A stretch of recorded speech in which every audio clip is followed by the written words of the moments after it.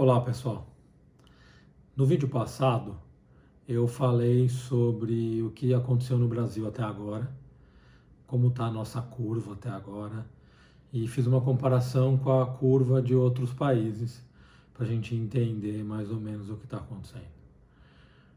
Hoje eu vou falar um pouquinho sobre quais fatores podem ou não influenciar na nossa curva daqui para frente. Então veja, quando começou a epidemia no mundo, muita gente falou sobre o fato de ser frio no hemisfério norte, que a maioria dos países que estavam sendo acometidos estavam lá, estavam no inverno, e que a gente estava no verão e que o calor então poderia ser um fator de proteção, pois o vírus não se replicaria tanto no calor.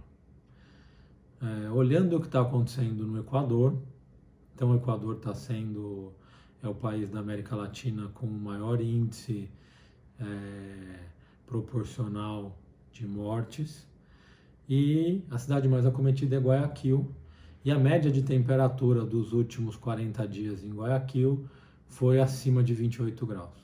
Então aparentemente o calor não funciona como um meio para diminuir a propagação do vírus e modificar essa curva. Mas aqui, aproveitando que a gente está falando do Equador, eu queria utilizá-lo para a gente falar de um outro aspecto que esse sim pode influenciar em como a curva de alguns países vão se comportar. Teve um estudo que alguns pesquisadores levantaram uma hipótese que ainda não está comprovada, mas que vocês vão ver olhando no mapa, parece razoável, de que a vacinação pela BCG, que é a vacina para tuberculose, fornece uma proteção para a disseminação do vírus. Então aqui eu vou mostrar para vocês um mapa com a cobertura vacinal do mundo. Então vocês vão ver três cores, os países pintados em três cores. As cores bege, os países que estão em bege, são os países que têm uma cobertura vacinal ampla, ou seja, a grande maioria da população é vacinada, recebe a vacina da BCG. Os países que estão em laranja, esses países em laranja não têm um programa de vacinação em massa, são vacinados somente aquelas pessoas que são grupos de risco, pessoas que por algum motivo precisam ser vacinadas de uma forma mais intensa, mas não tem um programa que abranja toda a população. E os países que estão em roxo são países que já tiveram programas de vacinação, mas que atualmente, e há algum tempo já, não tem uma vacinação universal. Então, eu vou colocar esse gráfico, vou fazer um close aqui para a gente pegar a Europa, os Estados Unidos, e vamos olhar um dado aqui interessante. E para eu poder fazer a comparação entre os países, eu vou usar um número, eu gostaria de explicar para vocês, eu vou usar um número que é o número de mortos por milhão de habitantes. Por que nós estamos usando isso? Você tem países que têm populações muito diferentes, para a gente poder comparar um com o outro. Então, por exemplo, eu vou usar a Bélgica. A Bélgica ela tem 4.857 mortes, que é bem menos que as 22 mil mortes dos Estados Unidos, mas em compensação ela tem uma população de 11 milhões e 600 mil habitantes, que é muito pouco comparado com os 330 milhões de habitantes dos Estados Unidos. Então, se a gente fizer uma conta, então nós vamos pegar o número total de mortos, que é 4.857, e vamos dividir pelos habitantes, que são 11 milhões e 600 mil. E nós vamos ter esse número, que é o número de mortos por um milhão de habitantes. Que a Bélgica é 419. Então a Bélgica, aqui eu vou excluir os países que são cidades, como San Marino, Andorra, e vamos pegar países maiores para a gente montar um ranking aqui. A Bélgica é o país com o maior número de mortes por milhão de habitantes. E veja, dos 10 primeiros países da lista, dos 10 países que têm a maior mortalidade proporcional, 9 não têm cobertura vacinal para a grande população. E aqui, ó, a Bélgica, Espanha, Itália, França, Reino Unido, Holanda, Suíça, Suécia e Estados Unidos. Todos eles estão nessa faixa que não tem cobertura vacinal para a ampla população. E aqui, vamos voltar para a América Latina e falar do Equador. O Equador é o país da América Latina que tem o maior índice de morte por milhão.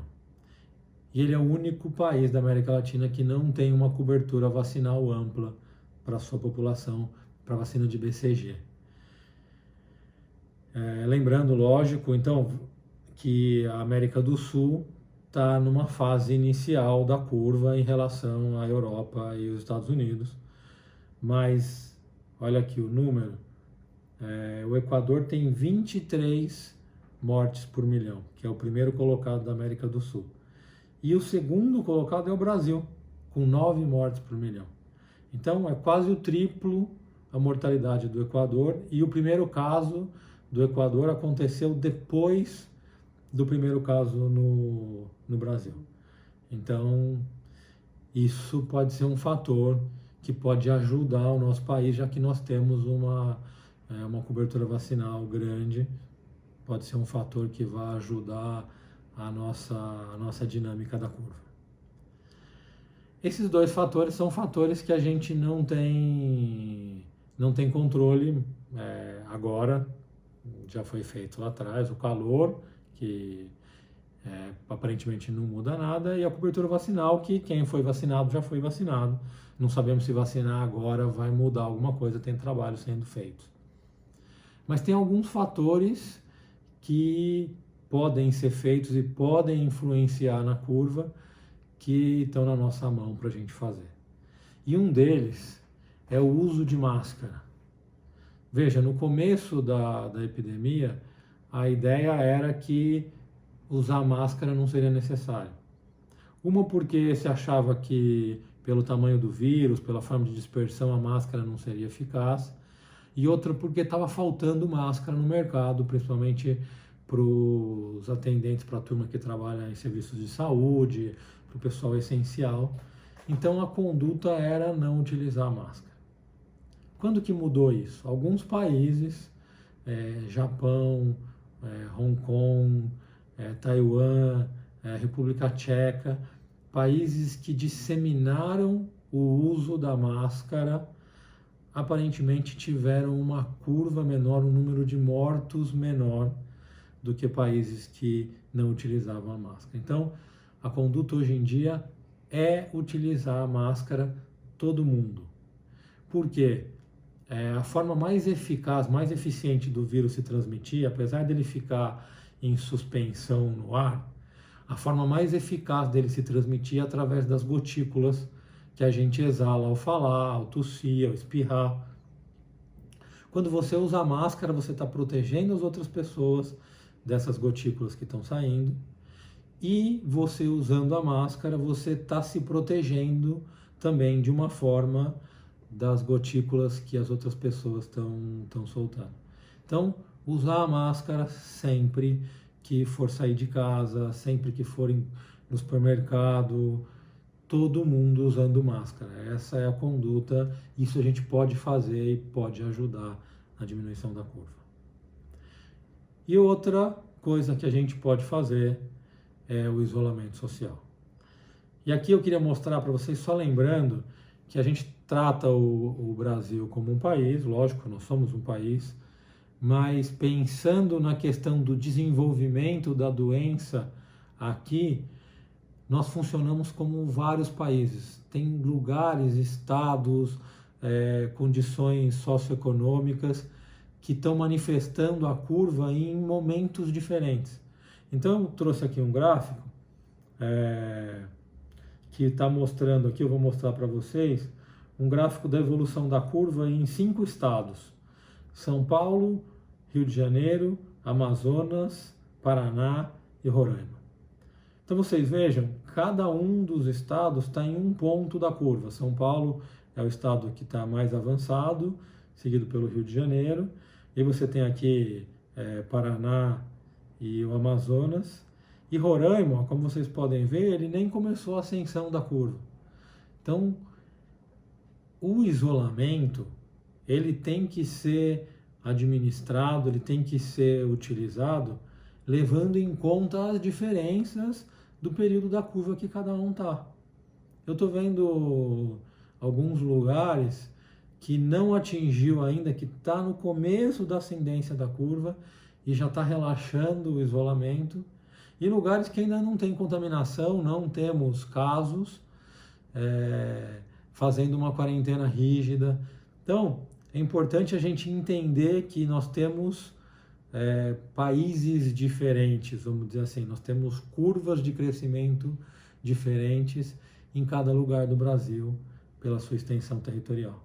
Então, um aspecto a ser levado em conta quando for fazer o isolamento, que é uma medida que efetivamente ajuda no achatamento da curva. E outra medida que a gente pode também implementar são os tratamentos. E sobre tratamento, medicamento, vacina, eu falarei num próximo vídeo. É isso, pessoal. Muito obrigado e até o próximo.